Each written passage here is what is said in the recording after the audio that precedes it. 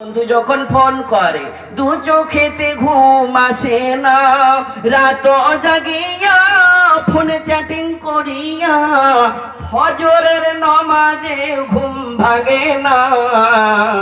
Mobile আসিল কি দোলা লাগিল, পড়াশোনায় মন লাগে না।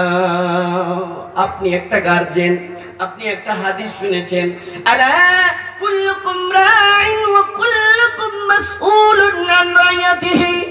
আপনি এই হাদিস শুনেছেন কি রাসূলের পেগাম কি আমি একটা গার্জেন, আমি ফজরের নামাজ পড়ে এসেছি, আমার সন্তান সবটিকে জাগাবো, আমার ছেলেটাকে জাগাবো।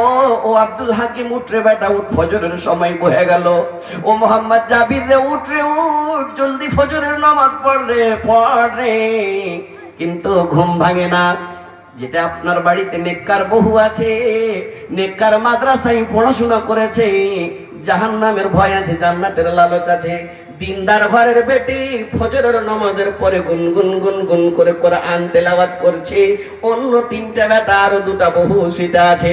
ভাইরে আপনি বারবার বলে চলে যাচ্ছেন কিন্তু উঠে না।